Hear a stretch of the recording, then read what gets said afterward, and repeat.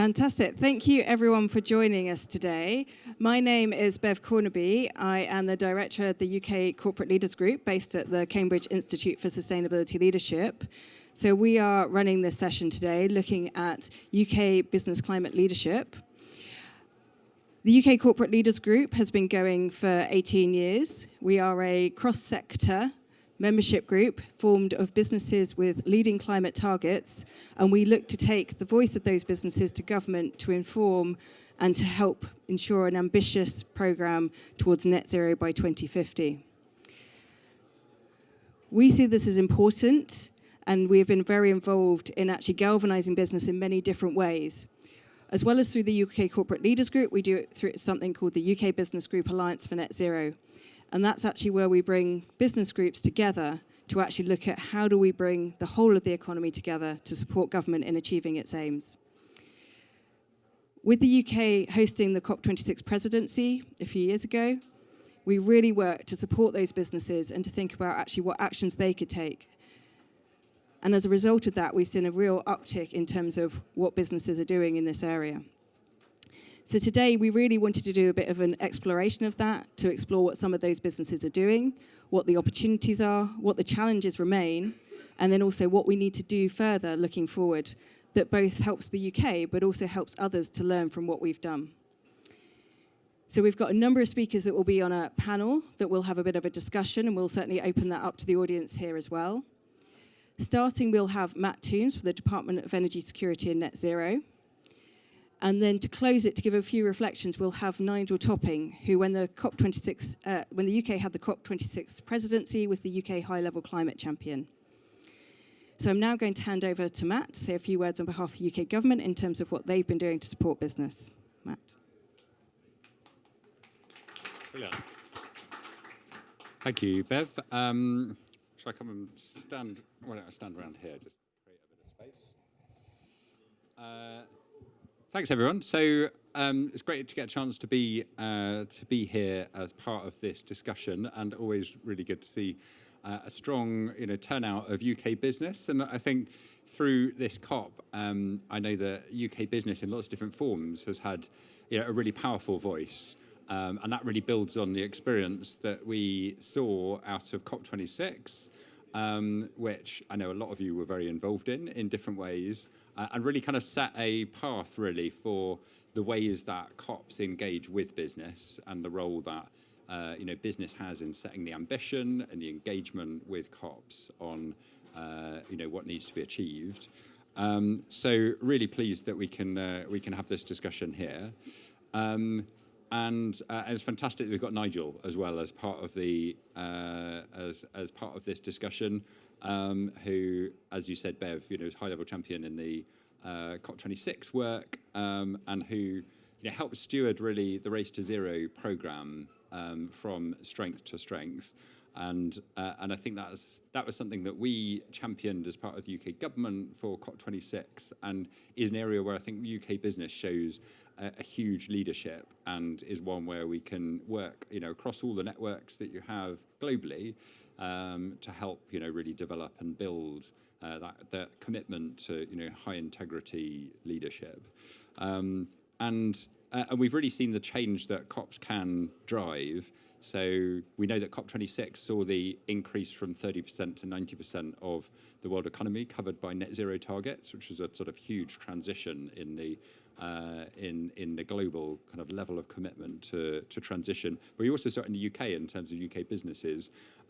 We've seen before COP26, I think there were around 10% of the FTSE were signed up to the Race to Zero. Understand that it's now hit something like 70% of the FTSE 100, and over half of all the businesses globally that have committed to Race to Zero are based in the UK, and that includes thousands of small businesses up and down the centre, and we've got the most businesses who have science-based targets. And that partly is because of the strength of the advocacy that we see across the UK. It's groups like CLG and the CBI, which are powerful. They're part of the Race to Zero accelerators, have really helped kind of develop this advocacy and voice. But it's also the global coalitions like We Mean Business, that have really, helped drive this level of kind of business ambition and voice.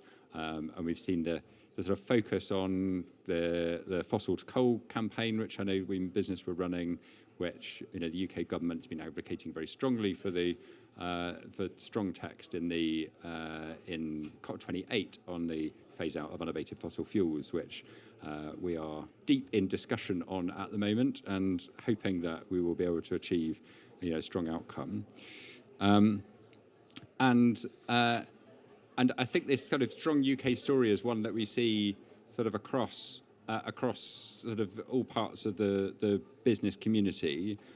We have got a really powerful story to tell. The UK does have a strong overall leadership position, but that's not just about a kind of historical record of what we've delivered. I think that is about the level of engagement that we see right the way across the economy in the transitions that are needed to get to net zero, and the kind of stories that we're seeing and that can be told by different parts of the business community. We have brought a lot to this COP. I know that individually different businesses have brought lots of very strong commitments. The UK as a whole as well has been bringing a lot to this COP, whether that is additional investment in new forests, new forest projects, or in energy projects, whether it's on finance. I was just talking before this session, actually, because I went on the wrong floor, with the SIFs, who have just announced their capital market mechanism, which is a incredibly powerful new way of leveraging the climate investment fund's balance sheets, so that they think that the $7.5 billion over the next decade should be able to mobilise something like 50 billion, and is a great example where we're looking at how we can use the existing funding that is there in a much better, much smarter way. And I think that sort of vehicle and mechanism is the sort of thing that we're going to start seeing sort of really sort of increasing and mobilising funding. We've also seen some great kind of commitments, particularly to things that we started at COP26 or even before that. PPCA is a great example. So we've seen something like 10 countries signing up at this COP, including the US, which is a really positive step forward. We've seen the Clean Energy Transition Partnerships, which is the sort of focus of international finance, shifting from fossil to clean. And we've seen some really big new commitments to that, including Australia, which is really impressive. We've seen climate resilient debt clauses being taken up by the World Bank and by a number of countries, Canada and France, sort of moving in behind the US, sort of moving here.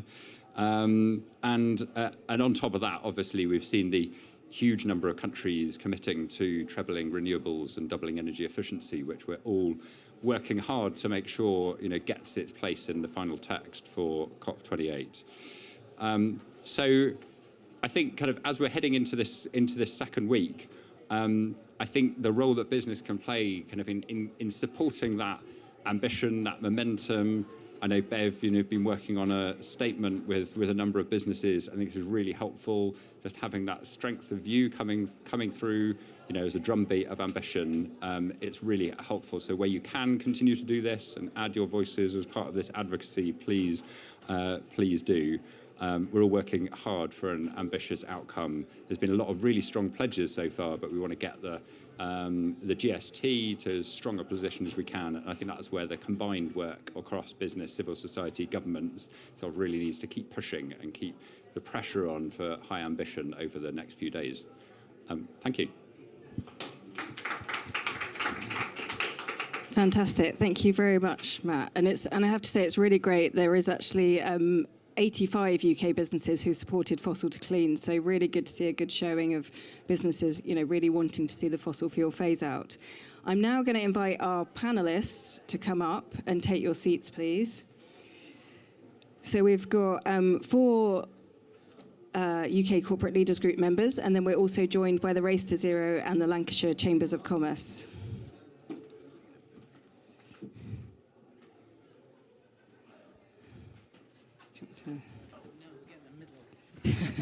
Go for it. So I think I'm going to go along in turn. I'm actually going to start at the other end. So David Roth from Amazon, please introduce yourself. Hi, David Roth. I work on the International Public Policy team at Amazon. I'm based out of Seattle, Washington. And if you'd like to say a bit about just your commitments and what you're doing as a company. Yeah, sure. I mean, some of you may be wondering why a small online retailer from Seattle is here on a panel with other UK businesses. Maybe just a few words about our footprint in the UK. We've been there for over 2 decades now. We have about 75,000 employees spread throughout the country. We've invested nearly 60 billion pounds in the UK over those 2 decades. So we're really excited about our presence in the UK. Happy to continue on some of our actions and commitments if that's of interest, or keep going down the panel. Okay, Rhiannon from National Grid. Hello, I'm Rhiannon Kelly, Chief Sustainability Officer for National Grid. Many people have heard of National Grid. Not everybody always knows what we do. We basically transport electricity to homes and businesses in England and Wales, and then we're actually 50% also in the US, in states of New England and New York, Massachusetts, rather than New England. And there we do both electricity, and we have also gas distribution network there. Do you want me to talk a bit about commitments? Yes, if you could please. So it's quite relevant to be talking about it now because we originally published what we call our Responsible Business Charter in 2020, but we felt we needed to update it. So much has moved on. We've changed as an organisation. Expectations of us have changed as an organisation. So what we did was we refreshed it, simplified it. We did another materiality assessment to check that we were onto the right issues. For us, responsible business has always been a core part of who we are. It's not a bolt-on. It's sort of completely embedded in our strategy. We feel that we have a license, should have a social license to operate, and we need to work with the communities where we operate. But in simplifying it, I'm really pleased that we were also able to get validated by the SBTi 1.5 degree near-term targets across all of our business, no, not just some of our UK electric business units, but also in the US. And that then complements our long-term net zero targets. But I guess the other thing I was going to say is that for us, it's not just about the environment. I sometimes think we forget the transition about people. So we've also talked in our Responsible Business Charter about what we're going to do with communities and our customers and how we're going to bring them with us. In particular, 2 areas that are material for us: affordability. So how do we make sure that for our customers this transition is affordable and fair? And so we've spent a lot of time and money in the last couple of winters supporting people through the energy crisis. And then the second bit of that is how do we make sure that people have the skills that they need to make the most of the energy transition and the jobs that we know are going to come in the energy sector. So we've committed to 45,000 meaningful skills by 2030. I could also go on, but I'll stop there and pass the mic on. Fantastic, thank you. Lisa from Aviva. Hello, everybody. I'm Lisa Wee from Aviva. I'm the Global Head of Sustainability there. I will say that it is Aviva with an E. So we are a global industrial software leader, actually born out of Cambridge University in the 1960s. Original CAD design for engineers by engineers. And since then, up until last year when we were delisted, we were one of the largest technology companies in the UK on the FTSE 100, since been taken private. But really what our focus has always been on providing a very wide range of industry. So we work across 8 different industry sectors. 3/4 of the world's energy is designed using Aviva software. So very strong partnerships in the energy sector with utilities, but going all the way over to manufacturing, transport, food and beverage, and much more. And we really help those industries to engineer, operate, and optimize their facilities using data. And in terms of our commitments, we were one of the first companies globally to have our long-term science-based targets validated as aligned to net zero. We were part of the race to zero, made that commitment. And I think what I would say there is we've worked very hard. We do have it easier than some of the folks in the room in terms of options and technologies available to us to mitigate our footprint. But we moved very, very quickly on our commitments to reduce our Scope 1, Scope 2 emissions. So we originally had a target for 2030 to get to an absolute reduction of 90%. We hit that last year. And I think our message is that it's really important, especially when there's a lot of scrutiny and concern about how genuine targets are, that even if it's not the best technologies, companies make that commitment to move early. We could have waited. We could have waited to 2025, 2030, but there are technologies available to us that allowed us to do that, so we've done that. And that's really freed us up to continue to focus on some of the bigger areas of challenge around Scope 3. I'm happy to share more later. Fantastic, thank you. Roy from Low Carbon. Hello, and thank you for being here super late on a COP. So my name is Roy Bedlow. I founded a company called Low Carbon in 2011 to make a lasting impact on climate. My background was in technology. I used to work for the likes of Apple before then. But I've kind of set an ambition right now to kind of have 20 gigawatts of renewable energy by 2030 and also kind of be net zero. I'll talk about net zero because that's tough. I think I can do the 20 gigawatts quite easily. The net zero piece of it is very hard. We have about 1.7 gigawatts to date, kind of mainly in solar. We started in the UK, developed a UK business, and then have kind of gone broader afield from there, different technologies. So we went from solar into batteries into wind. We also do some waste to energy as well. As I said, we've kind of set ourselves a goal of kind of being net zero by 2030. Scope 1 and Scope 2 is within our remit and quite easily to do for us. Scope 3 is incredibly hard. First of all, the approach that we're kind of taking to it is understanding the data. So understand the data first and then see what we can kind of do to mitigate it. Beverley asked me also to kind of mention B Corp. So we're a B Corp organization, and we have been for maybe 5 years now.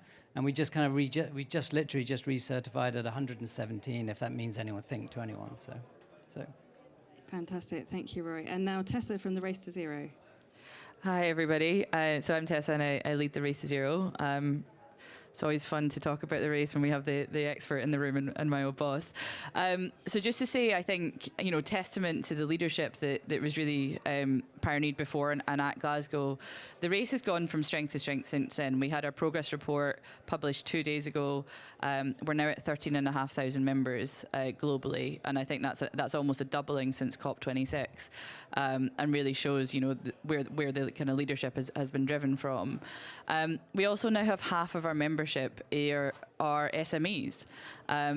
And I think that's one of the kind of beauties of the campaign, is it's something that is relevant for multiple different types of businesses, and something that can really help drive the convergence toward net zero. And obviously a huge testament to We Mean Business, who run the SME Climate Hub, and obviously we're sitting in their space today.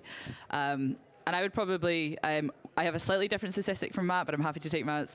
58% of the FTSE 100 are in Race to Zero. But if it's 70 and I've got my maths wrong, that's absolutely fine as well.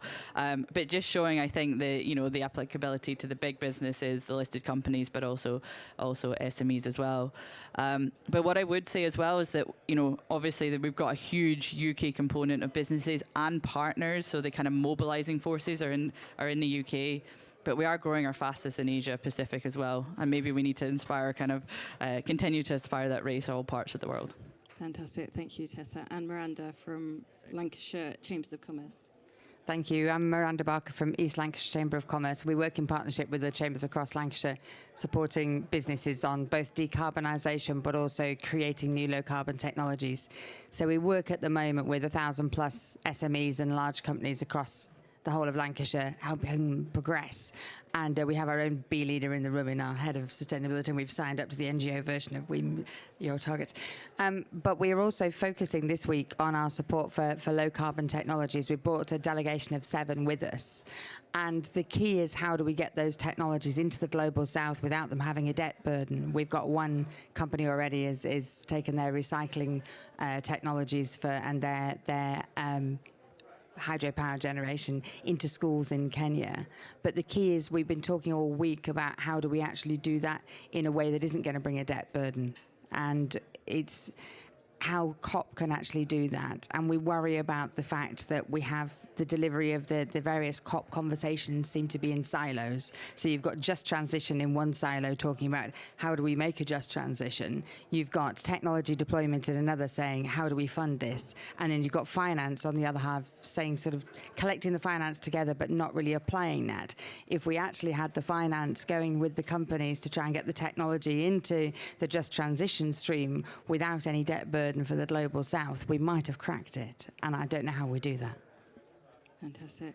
So the first thing that I really want to explore with you is obviously we're talking about how the UK have been leading, and obviously the statistics show that in terms of the sign-ups that we have to Race to Zero. But what I want to think about is obviously there's still a lot of businesses, particularly SMEs, that we need to get engaged. So what do you think are your lessons, or do you think the challenges or opportunities for actually getting further sign-up and learning from actually what the UK have done? So I don't know who wants to take that first. A lot of silence, so I'll kick off. I and my colleague down there, we've been environmental consultants for 30 odd years, and we've never found a time when you're not selling an argument to especially a small business on the financial gain and the financial threat. So the more we can actually move the global dial so that if you're a public sector, you're procuring only people with decent standards, or if you're a large private sector, you're setting the example and saying the whole of my supply chain needs to move forward, then you're getting businesses moving for a business reason, and they will propel faster than if they just are trying to be persuaded about a climate argument that they don't feel convinced of on a Friday afternoon where they've got the VAT bill to pay. It's how to make it a business reason will start the propulsion. And I'm just going to come in. I'm not quite sure this applies entirely to SMEs, but I was thinking down supply chains. So we're just about to scale up and see a significant growth in our business and in networks, both in the UK and the US. And so we have also, as part of our commitments, committed to work with our suppliers in the UK that 75% of them would have science-based targets, and in the US that we'd have had conversations with 50% of them to have science-based targets. Slightly different targets just because, frankly, they're different countries, but I guess we can have an impact then working through our supply chains. And although the tier one are relatively large, believe me, below that they're not. Maybe just a... No. Sorry, please go ahead.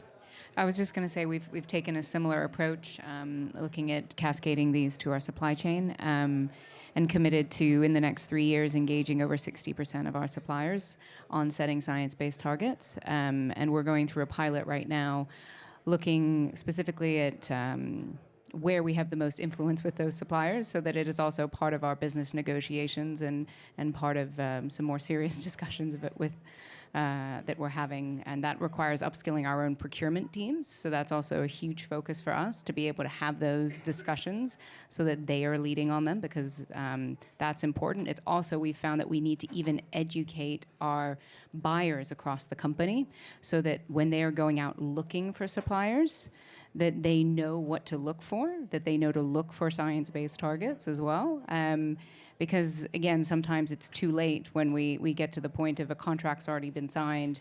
We need to be looking at it from multiple approaches. In those cases, we're also looking at how can we work with other businesses to pool resources, so that where we do have a critical supplier and we have willingness and openness, that we can work with them and support them, and that we're not recreating the wheel here too, because there's a lot that's been done already, the expertise across the business sector to share, even with small, medium-sized businesses, how to get there. I was just going to add, in the UK, we work with over 100,000 small businesses throughout the UK. They're selling on Amazon to reach customers throughout the UK and abroad. And three seemingly simple things that we're doing with the small businesses to help reduce emissions and the footprint throughout the UK are three things. One is using AI to do route optimization to help those SMEs get their goods to consumers more efficiently, quicker as well. Two is packaging. We've reduced packaging weight by 41% per package over the last 8 years, and that means moving lighter boxes with less air and less fill, reducing emissions for all those deliveries. And the third thing that we're doing is investing in EV rollout. So we only have 1,000 EVs for last mile delivery now, and 1,000 might seem big, but I think there's a lot of room to grow there. We've announced a £300 million investment in EVs, and we're making those available to the small delivery partners that have fleets of 5 or 6 or 8 or 10 vehicles, and making those EVs available for lease. So those the small business partners can lease EVs from Amazon and use those EVs to deliver their packages. The only thing I'd add is, again, I mentioned earlier it was tough for to try and get to net zero if you factor in scope 3. And what we do is publish the data. So we're just building right now another gigawatt of solar in the UK. And by publishing the data, it's something like 650,000 tons that we've taken out just by publishing the data, because then you have people competing against one another because they can see the data clearly. So. And maybe if I, just to come in, I guess, from the kind of the campaign perspective. I mean, one of the things that we always say in the campaign as well, it's about using all the levers available. And one of the strongest levers, or one of the strong levers I think that businesses have, is their voice and their advocacy and what they can do to influence. And I really like the example of influencing through your procurement policies, but also influencing governments in terms of the kind of policy and regulations that are needed to build that enabling environment that will enable all businesses, whether they're large multinationals or they're SMEs as well, can really be part of the journey. And I think that responsible policy engagement is something that's really critical to think about as part of this conversation. And then from a practical step, get them to sign up to Race to Zero through the MSME Climate Hub. And I think that's one of the things, is that sign-up process. And obviously we're here at COP, there's a number of businesses here, but there's actually probably not as many SMEs here. So I mean, I suppose my next thing is, how do we actually go that step further to really help them understand what is happening, how to overcome some of those challenges in terms of probably capacity, and some of the things that you're mentioning there. I don't know if there's anything further you want to add on that. I think having a place to go to is the first thing when they've got the question of where do I find the free advice, and it's that first door, one of many doors. But then it's not just getting the sign up, it's also then the route to the support to do the next bit and the next bit. And let's not start with something gigantically complicated of send us all your data please, because that just makes them turn around and run. If we can help them understand the first steps they can do to just do the behavior change internally and get them to monitor their electricity bill and go, oh wow, we've saved 100 quid this month, that's great. So we're going to put that into a fund to do the next thing, and then get them to understand the easy things they can do, like LEDs, but then see the result from that, and then they're getting their head around it. So don't leave them alone. Stay with them and support them all the way through, and then you'll have them. If you don't give the ongoing support, something comes up that's too hard, and then you've lost them.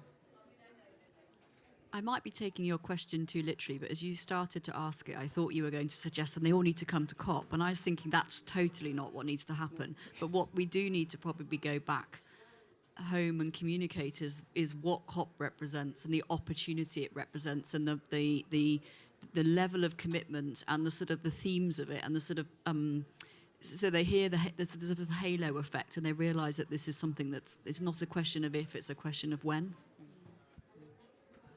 And maybe just to add on to that, I think we were brainstorming the other night in a UK setting about what we could do, and it just seems like with the recent discourse in the UK, there's a lot of confusion about where the country stands, the commitment, and I think that the signal that we all want to come back from and send at COP is that as UK businesses, we still are all in on the net zero race, and the US was in a similar situation not so long ago and actually mobilized a fairly significant campaign. And I'm sure we could do things differently, but what can we learn by having a very focused campaign and a very unified voice to say, yes, we are still in on net zero, the race to zero. We still want to make this a really key leadership issue as a UK business community. Maybe just to add, and we've talked about how these conversations at COP sometimes can happen in isolation. So just to bring together the conversation I was in first thing this morning with today, also been talking about the importance of education and educating people within businesses, and that should be, everybody that works in the business should have some kind of climate expertise and understand not just how it relates to a climate role or a green role or a sustainable role, but actually how climate should be intersecting with almost every aspect of a business. And that's, I understand that's a pretty huge training ask, but I think that's important both for kind of large and for SMEs as well, and how we can think about this from a really kind of comprehensive and holistic approach. And coming from an organisation that delivers executive education and really supports with that, I couldn't agree more in terms of actually how we build that capacity. And I suppose this is where my next question is really around, obviously we see you as leaders, you're taking the first steps forward, you're kind of, can help bring others along. And what are those things that you think others can actually learn from you in terms of, what you're doing, how you're delivering your strategies, and actually maybe the leadership you're showing as well?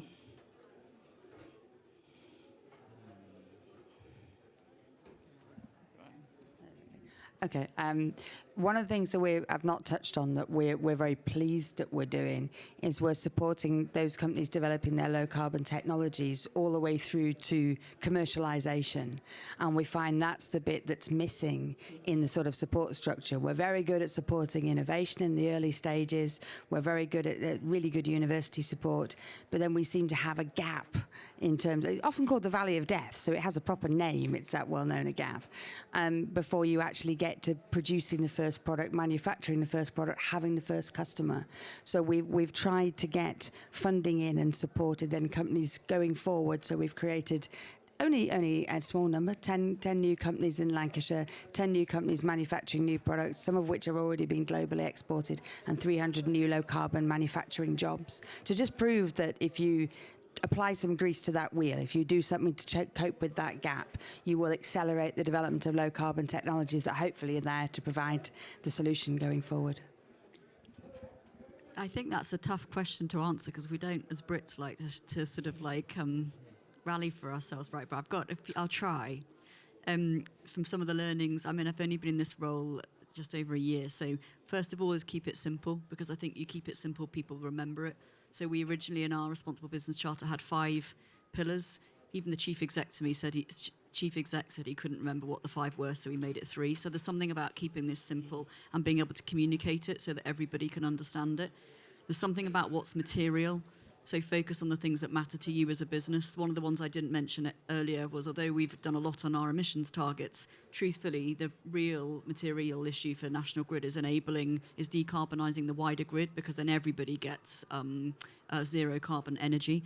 I said comms. I think for me, I come from a comms background. Actually, I'm not a sustainability expert, but being able to tell the story around sustainability and the importance of it in climate change is really underrated. I've got something on also in making sure that sustainability and strategy aren't different. You don't have a sustainability report over here and a strategy over here, that they're absolutely integrated and entwined. And then finally, there's something I think we're learning, that we can't do this alone. We need others to come with us. We'll need regulatory support. We'll need support from policy. We'll need support from our supply chain and our communities, and sort of recognising that we're all actually going to have to work together on it. I don't know whether that's a good shot at answering your question, but there you go. That is good, and I agree with the things in 3s, because yes, I find that anything beyond 3 I usually start forgetting as well. So yeah. So completely agree, and I think that one of our learnings on the communication is we got to talk less about carbon and more about humanity in general.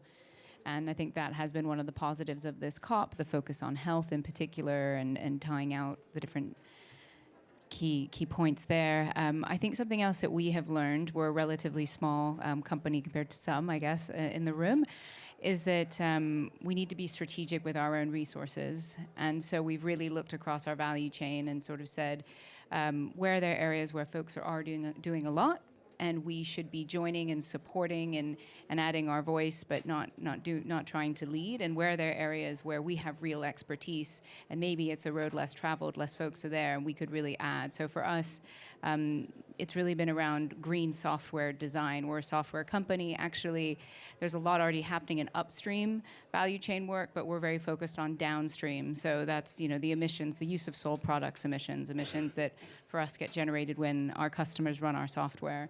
And we were quite surprised when we took on this topic, because I think there was sort of an assumption, well, everybody's moving to cloud, it's going to go down. And I think we said, is that really true? Let's think about that, especially when you think that 70% of new value creation between now and 2050 is expected to be on digital platforms. What does that really mean? And we looked out and we looked at sort of standards around green software, and we discovered there really weren't any. And so we said that's where we're going to focus. We're going to start really moving away from models and actually measuring the power consumption of our own software, building that into our R&D processes, but also working with others. And we did find the Green Software Foundation, which is a platform that we felt was credible, that we could start sharing our learnings and developing standards that would then uptake and shape the broader industry. So I think, we've talked about actually how business can take a lead, and certainly that's something we're focused on. We talk about the way that, things move forward in terms of the ambition loop. So business demonstrate greater ambition, then we can, that helps unlock further ambition from government, and in turn that can unlock from business. So in terms of, obviously, we've talked about the business side. What more do you think, government can do really to support yourselves, but not just yourselves, but those businesses who actually still need to take the step of going on the race, entering the race to zero? So I talked a little bit about decarbonizing our fleet. And one of the things that I think we really need help from the government is on charging infrastructure. So I mentioned 1,000 EVs that are on the roads already, but to really accelerate the transition to an all-electric vehicle fleet, a few things need to happen. One is technical in nature. Right now, the charging stations are 350 kilowatts. We'd like to see that move to 1 megawatt charging stations by 2025. Another one is working with government to reduce the cost of heavy goods vehicles. Right now, they're 2.5 to 3 times as expensive as traditional ICE vehicles for moving cargo long distances. So we're looking to work with governments on that. And the other one has to do with hydrogen, working with government to try to require hydrogen fueling along high transit corridors. And that's one of the other things that we'd like to work with the UK government more closely on. So we obviously, as like every other organisation, have requests of government. So I've sort of mentioned planning policy so that we can build quicker. This is true in the UK and the US. Regulatory frameworks so we can invest ahead of need. Typically, we've only been able to invest and we can establish the need, and I think we can see that changing. I'd also say, how do we bring communities with us? So what's the framework for that? And the UK government is currently working through that, but the sooner we can get that going, the sooner we can create benefits for communities. There's probably something here as well around skills. I don't think it's necessarily... But it's not about, it's a skills to me is more about a partnership, but how can we work, can the business community work with government to define the sorts of pockets where we might need support for skills, and then how is it that also the businesses themselves can take an action on skills? I don't think this is just a simple ask of government. But the other thing I would say, and it's a bit cheeky, is I think the rhetoric really matters. You mentioned it, and I think the rhetoric recently hasn't been helpful. I think it would be great to be back in a place where we could truly say we were seen as a global leader in the UK. I couldn't agree more with that bit. A bit of clarity in terms of messaging, because businesses always want certainty, and businesses won't put their hand in their own pocket if they don't feel like it's a certain direction of travel to go down. Just in terms of other assistance from government, there's a bit of carrot and a bit of stick. In terms of the carrot, it's the answering the question that a business will always have, which is, where is the finance to help me do this? And we've found that it actually could be a reasonably low stress option of a little bit of grant, a little bit of subsidy, and then some backing for some sort of green loan fund where government isn't giving the money, it's private sector money, but there's a bit of a sort of backing to make sure if that fails, businesses aren't left holding the baby. But in terms of the stick side of things, it's the fact that there are lots of policy changes that in the UK government could make, for instance, that would propel the businesses along. So if we changed public sector procurement practices so that every bit of public sector procurement had a floor level beyond which businesses had to be able to supply in, that would be great. And then immediately that's a business reason. And the other thing is, as you mentioned, planning requirements. If we change the planning requirements on any building, whether it's industrial or residential, so it has to be beyond a certain level, then local authorities will go along and impose that on potential developers. They won't do it now because they're worried about the developer going down the road to an area they can do it without that. So if policy changes that don't require loads of money that will apply pressure to business could be really useful. I'd underline the rhetoric. Again, I'm sure everybody's going to kind of say that, but any business like ours right now is also going to say, I have hundreds of megawatts to connect to the grid, but I'm unable to connect to the grid right now. And so it's any support that we could get with regards to that, and also others in our industry. So. And Tessa, I'm going to turn to you because within the Race to Zero, there are 5 Ps, the fifth of which is persuade. So, I mean, what do you see in terms of the role of business, actually, in terms of working with government on that fifth P? Yeah, no, that's a great question, and yeah, we do have 5 Ps, not 3, but hopefully they are easy to remember. So for those that don't know, the 5th P is a requirement for anybody that's in Race to Zero to align their policy and their advocacy with their kind of net zero ambitions and with the Paris Agreement, and it's really, I think, getting at that point of responsible policy engagement where you shouldn't be, on one hand, sort of claiming to be a net zero leader, and on the other hand, advocating for policies that might undermine the transition. And I think that's a really important thing that businesses can do, can really look at their advocacy, really look at their engagements, and really look at, I think, bridging, if they're not already there, their sustainability teams with their public affairs teams as well, and making sure that that's right through the business. What I would also say is we're also increasingly having a conversation in Race to Zero, which, depending on what type of business you might be representing or kind of know, about the role of professional service providers as well, and the role that professional service providing firms can have, particularly in that influencing space and that kind of service emissions.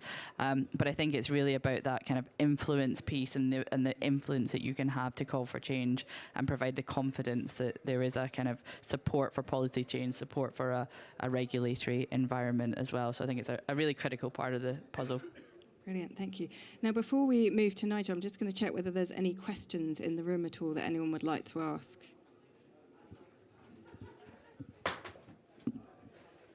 Sorry, it's a little bit of advocacy, but I was delighted to hear Roy say about connecting to the grid. I think the big topics for me with government are, yes, that connection and giving us the ability to do that as business. Secondly, it's the off-gem piece in terms of movement of shovel-ready projects right up the queue and making sure that there's no delays. But I think the big missing at the moment, certainly in this conversation, is there's an issue with the pricing mechanism on the energy. So the wholesale cost of the renewable electricity is based off the last unit of conversion, which is more often than not gas. So as an incentive to business to move, you're paying gas pricing, you're not paying the renewable electricity price, which is far cheaper. So this whole net zero emissions piece, until that flips, the acceleration won't happen, right? So I think advocacy from business or with government, it's a shame that Matt left, because I'd love to have said this to him. To me, that's the single biggest thing that we can advocate for. Can I just come in on connections? We totally agree with you. It doesn't really sit with us, actually. We think that there is more to be done on connections. We've had some progress to move from first come, first serve. It's a sort of use it or lose it approach, but there's probably more to do. We have a massive queue. We have a queue at the moment is 600 gigawatts, way more than we need. So there's probably a further piece of work, which is, well, actually, how do we prioritise so that the right projects get to the front of the queue and they're not sat waiting with connections into the 2030s? I think the only other thing I'd say that we're looking kind of, I think, to partner more closely with governments is that we're seeing, even though there's some very innovative projects in the UK, especially around future fuels like hydrogen and CCUS at scale, what we've noticed is that they're actually going very, very slowly right now. And there was a real momentum, and then, of course, that Inflation Reduction Act came in, and that was big and shiny, and a lot of, it's attracted, I think, a lot of reconsideration from the private sector. So I think continuing to show that the UK is supportive on the subsidy side as well, and able to attract some of those big projects would be really helpful. Yeah. And I was just going to add, I think the energy transition generally is still a big topic in terms of actually what we need to do. And certainly that's something we're, as the UK Corporate Leaders Group, doing a bit of work leading on. So we actually had a round table a couple of days ago around the energy transition and some work we're doing on something called an energy declaration, which is we're looking to develop something that is cross-sector and looks at actually the commitments and how to show that business leadership. As we were saying before, how do we demonstrate that to try and unlock further things and work with government then to implement this, but across sector, not just from the power sector. So that's something as well, if anyone's interested, to follow up and so on. I think we've got another question there before we move to Nigel. Great, thank you, Bev. I'm Sebastian Munden. One of the things I'm chair of is AdNet Zero, which is the advertising industry's attempt to decarbonise, but also try and help accelerate citizen behaviour change. And I think our industry is really struggling with professional services responsibilities and Scope 3. we have many voices. We have more ideas than people in the room. So I think that's something that would be really good to try and work together on and get to the bottom of that, because in a way it's putting energy in places where maybe we don't want the energy to go, and we could do a lot more on helping citizen behaviour change. Can I just say I agree, and very happy to connect about the work we're doing on this. So that's a good point. Thank you. And I think that's probably a good point to actually end on, is the fact that actually one of the things in this is the need for collaboration, and the thing, to need to work together on this. And that actually, whilst as businesses you're stepping forward, there's a lot more in, doing this, and there's a lot more that we need to bring with us. So actually, how we deliver that together is going to be what's important. So I'm going to say thank you very much to all of our panelists. You've been brilliant. So if you'd like to take a seat, and then I'm very delighted to welcome Nigel Topping, who, when the UK held the COP26 presidency, was our UK high-level champion, to talk about actually how the UK can go further faster. So thank you very much, Nigel. Yeah.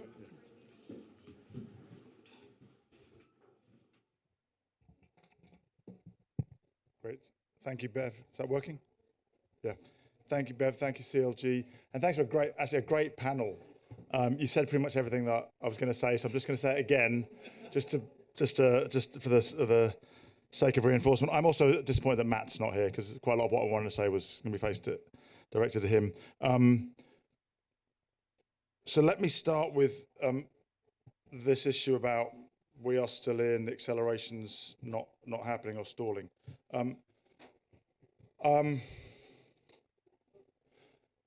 I think it's really important that we think very carefully about the responsibility of how we use our voice. And so I'm going to explain some of my frustrations and some of the things that I think the UK government has got wrong with its, not just its rhetoric, but its actual policy decisions in a minute. But this is not a Trump situation, right? So don't over-egg the analogy with Trump and we are still in. It might be we're absolutely committed and we're getting done together, but not like we're still in because we know the government's left. The government's been less than truthful and less than robust, but hasn't said we're pulling out. And it said we're still absolutely committed to net zero, even though we can't quite see all the evidence of that. So just be careful about over-egging it, because your voice as British businesses in this community around the COP has resonances for the way the whole world thinks the UK is ready or not for inward investment. So you could actually be shooting yourselves in the foot by saying, "Oh my God, it's a disaster," rather than there's some little bumps that we're addressing because we're all absolutely committed and we're going to make sure. So just that's one. Similarly on the accelerate, anything about that says the acceleration isn't happening. The acceleration is happening, right? Everything's going exponential, but it's hard. Right? We've been doing a lot of work on how do we really make the case that exponential change is the norm, that the evidence of technology transitions is that's the way they happen, and that we're on the exponential curve on renewables, on EVs. On batteries, we're starting to see it on shipping. Morton from Maersk, so 3 years ago there was zero carbon ships on order. 2 years ago they ordered one. 1 year ago there were 23 on order. Now there's 134 or something. That's a beautiful exponential curve. So just remember that we drive exponential change. Businesses, policymakers, investors, by solving difficult problems. So I'd just be careful about. I think we should start thinking that the grid backlog and the planning are the problems we're solving now, right? Rather than they're the barriers or the fuck-ups or the things the government have got wrong. Because really, we should have collectively identified them 3 years ago, because they were already known then. And I think that's one thing we've got to get much better at, is the problems come at you hard and fast on an exponential journey. So like skills is a good one. We're speaking to some of the big companies who are rolling out heat pumps, and they're like, they can't train heat pumps engineers fast enough. So one thing I think we need to get much better at is setting out the exponential goals and then saying, what will we need in terms of infrastructure, policy, skills, finance, and make sure that we're gearing up for that far enough ahead so we don't trip up over them. But let me come to the UK government, because I think that Rishi Sunak has really done a disservice to the UK business by sending a message. There's the rhetoric that we're maybe not quite so committed to net zero, even though he said we're really committed to net zero. And I think he's misunderstood the importance of the message as well as the detail. And you will have all heard that. People will be asking you what's happening in the UK. And given the clearer policy frameworks and clearer rhetoric in other countries, that has an implication in terms of competitiveness. I mean, it's great that we've got the very, very strong voice of Chris Skidmore in the Conservative Party being absolutely clear, and it's great that we've got actually very strong cross-party agreement about the overall direction of travel. But in particular, I think that the Prime Minister has missed the fact that this really is a competitiveness agenda now. He's totally over-indexed on a little bump in the Reading in the Uxbridge by-election, and over-interpreted it. We really do need an end to the decisions which are completely inconsistent with global leadership and the science, like the Cumbria coal mine and new licenses in the North Sea. There's just no justification, and the language that's used is on price, on energy security and jobs, and they're all arguments which the Climate Change Committee, on which I sit, has pointed out don't have merit. The government also needs to tell the truth. When the Prime Minister says that we need to get rid of arbitrarily installed dates and have, I don't know, what it uses the sort of language of pragmatic and prudent and all this sort of stuff.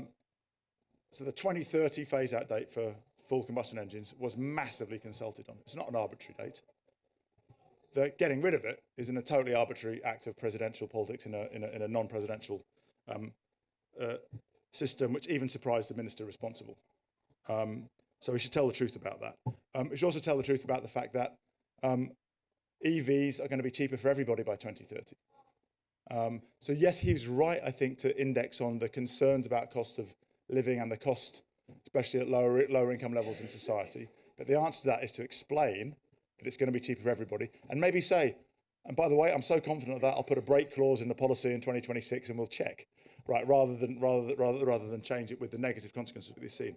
Actually, on EVs, the change in policy is hardly going to make any difference, because actually, remember, the policy was full phase out in 2035, full combustion engines phased out in 2030, but you can still buy hybrids.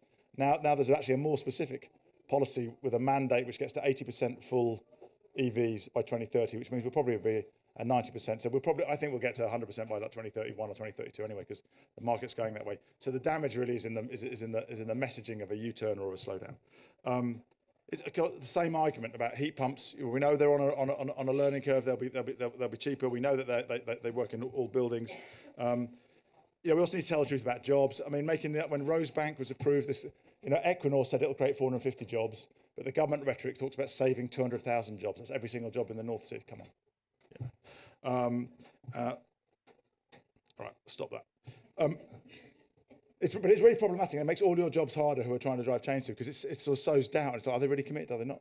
On the other hand, we all have to, and the government has to tell the whole truth. The government's doing some really good stuff in terms of driving trade through. If you look at, internationally, the UK is doing a better job, a much better job than the USA and than many others in terms of international climate finance. In terms of 11.6 billion. It's also doing some very creative stuff in funding programs like financial sector deepening, Africa, the CIFs, and many other things. And it is recognised internationally as being a very helpful player there. It's also done some really good things in terms of industrial policy and trade. We will have zero carbon steel by 2035, because some hard decisions that have been made about electrifying, which include job losses, but better lose some jobs than all the jobs, I would say. We've also managed to, we've got a very good reputation still from COP26, which is not entirely used up yet. And a lot of the international architecture was launched in terms of the breakthrough agenda is solidifying, and you see it even more. Sometimes it's named slightly differently, but it's the same thing. Finally, we're getting public and private committing together. The trebling renewables is the best example. Totally G7, G20, COP, and the Global Renewables Alliance all driving towards the same thing. And one thing we really know is that when we're all aiming for the same exponential goals, it makes all the debottlenecking of policy and of finance and of supply chain much easier, because it de-risks it for everybody. The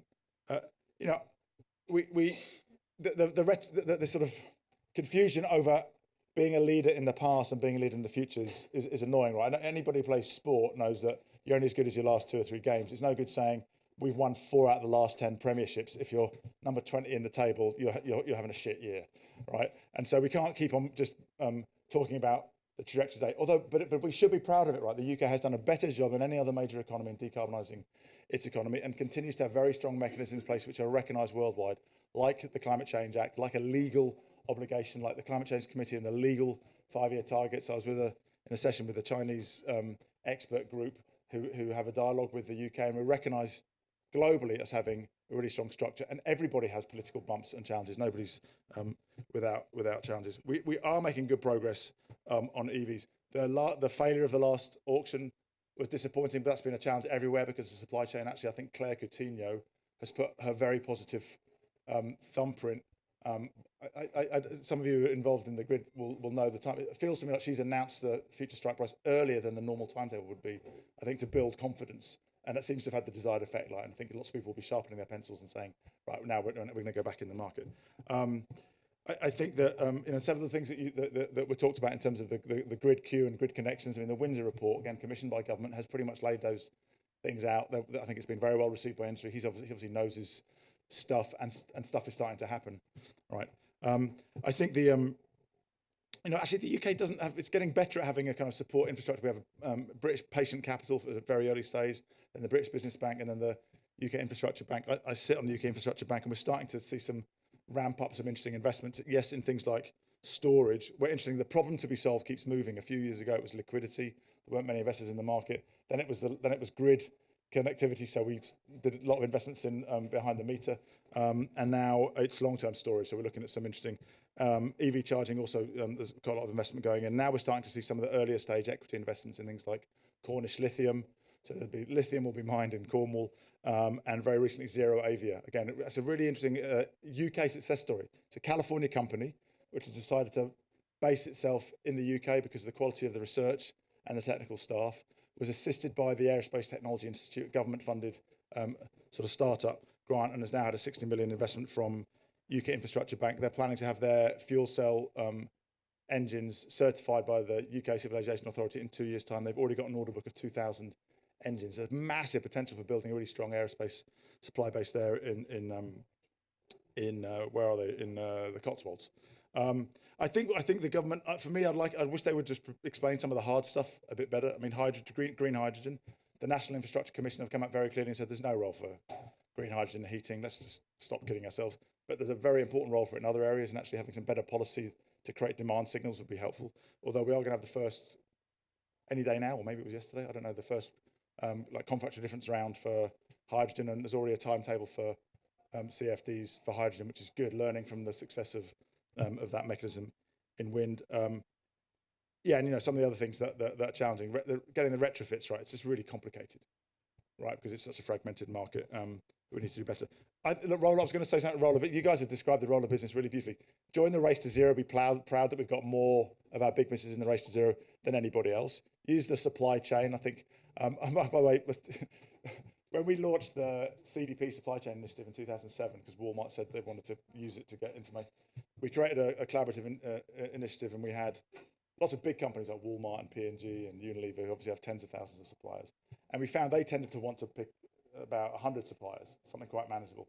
But we were like, we want to be really ambitious, and the technology is scalable, so anybody who joins will allow them to upload up to 3,000 suppliers. If you're Walmart or Unilever, your 3,000 suppliers is still quite big. But we had one local authority in the UK who uploaded their top 3,000 suppliers. And the next week we had a phone call from Fred's Mobile Disco saying, could someone please explain what scope 1, 2, and 3 meant? So yeah, you do have to be careful and treat suppliers accordingly. But I think the work of We Mean Business and others and the hub has been great to actually right size the tools. You said it all about aligning policy. Again, I think the more those policy asks can be consistent across the sector and maybe made from sectoral bodies, then the easier it is for the message to land with government. You've talked about the need to educate people internally. It's the same in bank. You need to educate buyers. I mean, the banks are having to educate all the relationship managers. Everywhere we go, you have to embed new skill set in relationships. I think the last thing I would say is I remember when Alok Sharma held his first COP26 Business Council, and there was like 20 CEOs of large British businesses, and he asked them all to say something about why they were here. And every one of them, in their own language and in slightly different examples, explained the business benefit they were getting out of leading on climate change. So I would just urge you all, although you need to say what policy measures are needed to allow you to go to the next step, to keep reminding everybody that you're in a competitive race, and either you're already getting advantage or you're chasing advantage through the actions that you're taking, and that it's really not an ESG thing for many businesses. It's a cost saving, it's a talent acquisition, it's a competitive positioning imperative. So I'll end there. I think the UK's had a little blip, but one of the things that I'm so encouraged by is the clarity of thinking and commitment from the business community means that whatever flavour of government we have in the future, I think they'll be borne along by your clarity. So keep being really clear about this being a competitiveness issue, you being in it for the long run, and the benefits that will accrue to you and to the UK economy by pursuing those ambitious goals. Thank you.